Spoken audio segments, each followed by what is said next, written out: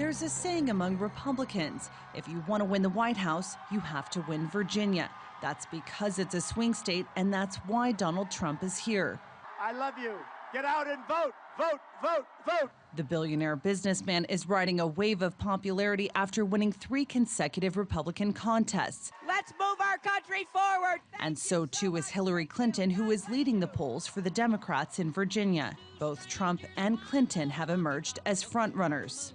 And they're hoping to consolidate that position on Super Tuesday, when 13 states and 1 U.S. territory hold nominating contests. The biggest prize for both parties is Texas, which will award the largest number of delegates.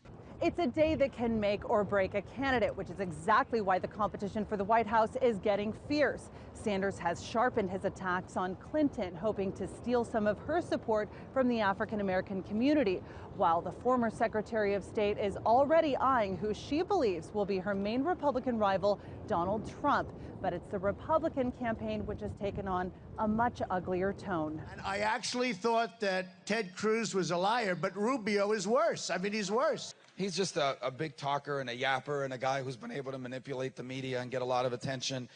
And he's a good con man. The stakes are high. 595 Republican delegates are up for grabs on Super Tuesday. That's nearly half the number of delegates that a Republican candidate needs to win the nomination. In the Republican Party right now, Donald Trump is clearly the standard bearer, and the other 2 candidates, Cruz or Rubio, or even the other 2 beyond them that are still in this race, Kasich and others, probably don't have a chance to catch up to him.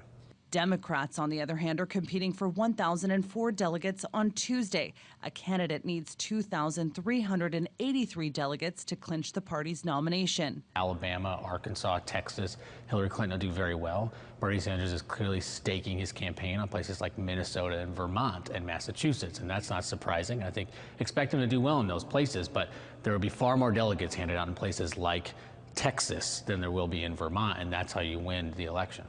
If there's a large turnout, I think we're going to do just fine.